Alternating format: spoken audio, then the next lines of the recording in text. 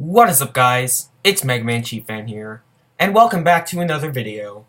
Today, I'm going to do something a little different. It's story time. I recently wrote a short story for a class, and I decided to share it with everybody in the audience. So, without further ado, this is the knocks at the door. There was a family house of 5 that sat in the middle of Martin Road. The family consisted of a mother, a father, 2 younger sons, and a teenage daughter. It was a Saturday afternoon as the whole family went about their daily activities. The mother, named Martha, was watching television while she did the laundry. She hated to do the laundry, but it was her turn to do it, so she did it.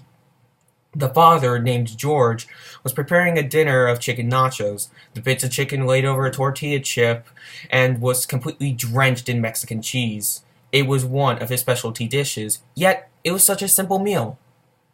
The daughter, named Miranda, was reading a book in her room on the second floor. It was John Steinbeck's Of Mice and Men, which she was revisiting for the sake of school. It was one of her personal favorites. The twin brothers, named Grant and Graham, were facing each other in a game of Madden on their Xbox. Graham was ahead of Grant by 10 points. The loser was going to do something. They didn't know what they had to do, but they had to do something. It was a great leisurely day for the Joy family, but it was soon disrupted as a knock at the door caught the attention of the whole family. "Can somebody get that?" Martha said from her position at the ironing board. "I will," Miranda said as she got out of her seat and set the book down. She bolted downstairs, pounding on the steps as if a 10-pound stone was rolling down. She approached the door, unlocked it, and turned the doorknob. She flung the door open, and she saw a fairly well-dressed man in front of her. She called for her father to come to get the door, for which he did. He knew Miranda had a thing against strangers. She never liked to talk to people she wasn't familiar with. It was that way ever since she was little. George approached the door, and he tried to also keep track of the nachos in the oven. "Hello?" George said as he stared right at the stranger. "Hello," replied the man with a big grin on his face. After he said that, he pulled out a book that resembled at first George thought was the Bible. "Oh God," George thought, "this must be one of those Jehovah's Witnesses I've been hearing so much about." But it wasn't. The book was not of religious themes. It was a leather-bound copy of Moby Dick by Herman Melville. Moby Dick was George's favorite book. "I would like to know if you are interested in purchasing a copy of a book. I have numerous titles. Are you interested?" said the man. He quickly realized that he was a salesman. Even though he ignored the no soliciting sign that was very clearly visible at the top right-hand corner of the door, he was not going to say no easily. He couldn't keep his eyes off the copy of the book. "Hello? Are you alright?" said the salesman as he looked up at George. "Oh, yes," George said as he flung his eyes back up towards the direction of the salesman. "How much is it?" "Wait," Miranda said from her father's side. "Are you really going to buy this book?" He looked at Miranda and turned back to the salesman. "Can you please hold on a second?" George asked. "Certainly," the salesman replied. He went out of this salesman's sight, dragging Miranda along with him, and they went back into the kitchen. "If it isn't that expensive, I'm going to buy this book. My old copy is falling apart. I need a new one," George said to his daughter. Miranda was starting to get irritated. "Really? But I thought that copy you had was special to you. You read that when your parents divorced. It was your greatest form of escapism, and it cheered you up in a time of trouble. Are you really going to deny those memories for a fat, fancy copy of a book you already own?" she said. George knew her argument was very valid, but he was not going to listen to her. He grabbed his paycheck and bolted right back at the door. The salesman was still there, waiting as patient as ever. "How much is the book?" George asked. The salesman's face lit up as bright as the sun with those words.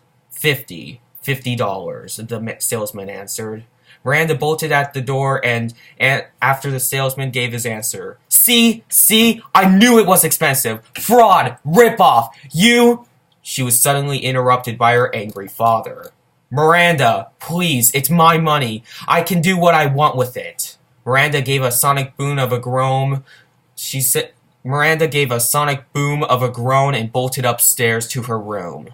George wrote him a $50 check, tore it out of the checkbook, and gave it to the salesman, and the salesman gave him his copy. "Thank you for being my first buyer of the week," the salesman said. "No problem. Sorry about my daughter. I don't know what was up with her," George said before he was interrupted. "Oh, it was nothing at all," the salesman said. "Now, if you excuse me, I have to be on my way." "Oh, certainly. Good day." Good day. George closed and locked the screen and front doors. He looked at the book and ran back to his place in the kitchen. He set the book down and ran back to the stove. To his shock, the nachos weren't burnt. They were the perfect type of crisp you expect from George Joy's famous chicken nachos. He got the nachos set up along with the Mexican rice that was simmering during the whole purchase, and called the family down to dinner. Grant and Graham bolted down the stairs at what seemed to be the speed of sound. Martha came after, and Miranda did not come.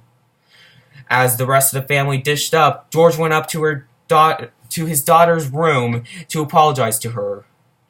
He didn't regret his purchase, but he was starting to regret his attitude towards his own daughter. What guilt it gave him. He came to the door, knocked 3 times, and opened up. He saw Miranda laying on her stomach, with her face engulfed by the pillow her head laid on at night. "Look," George said, "I'm sorry I treated you that way. I know you were skeptical about the whole thing and all, but I do have the right to purchase. So do you. So does your mother, and even your younger brothers. Hey, are you listening to me?" She lifted her head up off the pillow and turned to him. Her cheeks were covered in the water of her tears. Her whole face started to turn red, and her hair started to form frizzes. "Why are you crying?" George asked. "I don't know," Miranda said as she put her hands on her face. "I was mad, then I was regretful, and now, well, look at me." She bursted into a cry that could be heard downstairs in the dining room. Martha told the boys to stay down there and keep eating dinner. She went upstairs to see what was going on. "George?" Martha said as she approached him and her crying daughter. "What is going on?" George hesitated for a moment before he said, "I was making a purchase from a salesman, and Miranda was, let's say, not all that pleased with it. Then I snapped at her, and as she said some rude things." "Did she swear?" Martha asked. "No, but she did call the salesman a rip-off artist." "Really now? Why would you do something like that, Miranda?" Miranda looked at her mother and said, "I was mad and lost my grip of what I was saying. I didn't truly mean it. I'm sorry. I can't do anything but say that." Her mother sat on the bed along with George. They hugged Miranda. She accepted it. It was at that moment that the 3 of them started to hear Grant and Graham talking about something downstairs. The parents helped Miranda out of bed, and they went downstairs to the kitchen table. They finally ate dinner. After dinner, Grant went into George's library and dared Graham to climb his bookshelves. Graham declined with no hesitation in his voice, but before Grant could start his cowardly chicken clucks like he always does to Graham, he spotted a rather large dark blue and gold book sitting on their father's desk. They went over to it and saw it was the copy of Moby Dick that their father purchased that day. It's that whale book Miranda got angry about," Graham said. "Wow," Grant said. "It's huge." Graham picked it up. "Moby Dick? Didn't Dad already have a copy of this book?" he said. Grant shrugged his shoulders. As Graham was about to put the book down, he noticed a tiny tear on the book's leather cover. He tapped it and then started to scratch it. His brother was telling him to come along. Graham finally set the book down and ran out of the room with his brother. However, the book's tear got caught on the wooden desk's sharp corner. The next time somebody was to pick up the book, for which was to be George the next morning, the leather cover would tear, ripping itself in half and destroying the book. It would be $50. George would never get back. So what did you guys think of it? Am I a good writer or am I really terrible? I want to let you guys know. I want comment interaction. So tell me in the comments below. But anyway, I'm terrible at intros, so I'm just gonna get this over with. I'm Mega Man Chief Fan, and I will see you later, guys.